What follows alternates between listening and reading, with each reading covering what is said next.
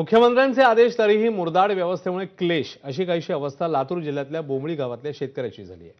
शेतकऱ्याला आजच्या आजच सुदृढ बैल देण्याचे आदेश मुख्यमंत्र्यांनी पुन्हा दिले। अखेर जिल्हाधिकारी कार्यालयात फेऱ्या घातल्यावर शेतकऱ्याला सुदृढ बैल देण्यात आलाय। यानंतर या बैलाचं गावात स्वागत करण्यात आलं। त्याला ओवाळून पुरणपोळीही भरवण्यात आली। त्यामुळे ढिसाळ व्यवस्थेमुळे काशीनाथ गायकवाड हवालदिल झाले। काशीनाथ गायकवाड यांचा एक बैल वीज कोसळून मृत्युमुखी पडला। त्यानंतर गायकवाड यांनी पत्नीला अवताला झुंपून नांगरणी करत असल्याचा व्हिडिओ व्हायरल झाल्यावर हळहळ व्यक्त करण्यात आलेली। यानंतर काशीनाथ गायकवाड यांना मुख्यमंत्र्यांच्या आदेशानंतर सरकारने बैल उपलब्ध करून दिला खरा, मात्र बैल शेतात काम करताना 2 दिवसातच खाली बसला। त्यामुळे बैल आजारी असल्याचं पशुवैद्यकीय तपासणीत समोर आलं। त्यामुळे मुख्यमंत्र्यांनी पुन्हा आदेश दिले आणि हेलपाट्यानंतर अखेर शेतकऱ्याला बैल मिळाला। साहेबांनी फोन केले की मला बैल घेऊन देऊ, दिले बैल नेऊन। मग त्याच्या खांद्यावर ठेवल्या त्याला बसला, दुसरं काहीच कारण नाही। बरं, आता इथं कशासाठी बोलवण्यात आले अधिकारी? आता साहेबांना म्हणले या महिन्यात पुण्यातून आलेले, मला काही पुढलं कारण माहिती नाही। बरं, काय मागणी असणार आहे? दुसरं काय नाही, मला मागणी काय नाही साहेब, हेच बैल दाखवलं, दुसरं काय मागणी नाही। तर लातूरच्या शेतकऱ्याला हवा तसा बैल उपलब्ध करून द्याव्या अशा सूचना जिल्हाधिकाऱ्यांना मुख्यमंत्र्यांनी दिल्या। यावरून विरोधकांनी सरकारवर टीका केली आहे।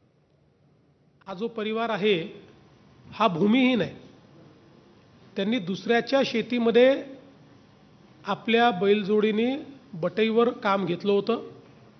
त्यातला एक बैल मेल्यानंतर ती महिला त्या ठिकाणी झुंपलेली पाहून आपल्याला सर्वांनाच त्यात वाईट वाटलं। त्यांच्या मेलेल्या बैलाचं त्यांना कंपेन्सेशन दिलं आणि एक बैल देखील दिला। आज पुन्हा त्या ठिकाणी आमच्याकडे अशी बातमी आली की दिलेला बैल हा काही योग्य नाही। जिल्हाधिकाऱ्यांना आदेश दिले आहेत की शेतकऱ्यांना बाजारात नेऊन त्यांच्या पसंतीचा बैल त्यांना घेऊन द्यावा।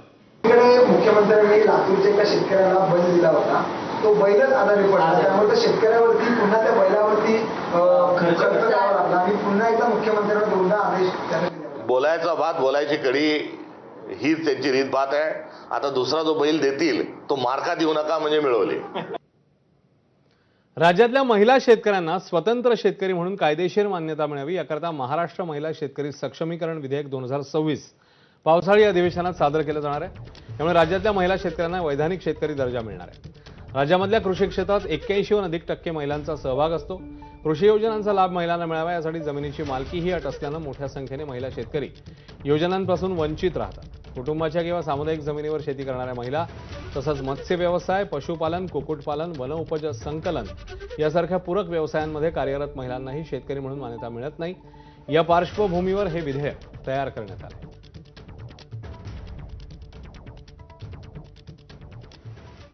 यासोबत इकडे एक छोटासा ब्रेक।